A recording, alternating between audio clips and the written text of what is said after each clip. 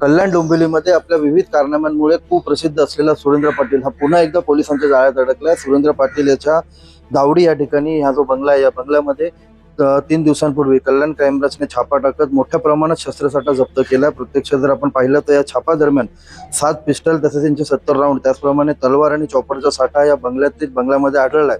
सुरेंद्र पाटील यांनी या बंगल्यातील एका शूरॅकमध्ये कप्पा बनवून ठेवला होता व त्या कप्प्यामध्ये इतक्या मोठ्या प्रमाणात शस्त्रसाठा लपवून ठेवला होता।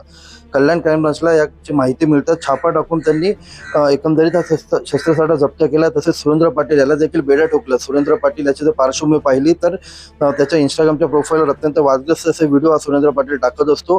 गेल्या काही वर्षांमध्ये त्याच्यावर एकूण गंभीर स्वरूपाचे 12 गुन्हे देखील दाखल आहेत। एकंदरीतच सुरेंद्र पाटील हा नेहमीच पोलिसांच्या रडारवर राहिलेला आहे। त्यातच त्याचा आता हा कारनामा उघड झाल्यानंतर पोलिसांनी त्याला बेड्या ठेकल्यात। एकंदरीतच तो आता पोलीस कोठडीत आहेत आणि हा शस्त्रसाठा नेमका कुठून आणला, कशासाठी आणला, त्याचा उद्देश काय होता, इतक्या मोठ्या प्रमाणात त्याला शस्त्र दिले कोणी, या सगळ्याच गोष्टींचा तपास सर्वांगाने सध्या पोलीस यंत्रणेकडून सुरू आहे। मात्र या दरम्यान इतक्या मोठ्या प्रमाणात शस्त्रसाठा सापडल्याने राष्ट्रीय सुरक्षा यंत्रणा देखील इतनाचे पथक देखील या तपासामध्ये सध्या सहभागी झाल्याची माहिती सूत्रांकडून मिळते। NIA तसेच IB कडून देखील या प्रकरणाची दखल घेतली गेली आहे।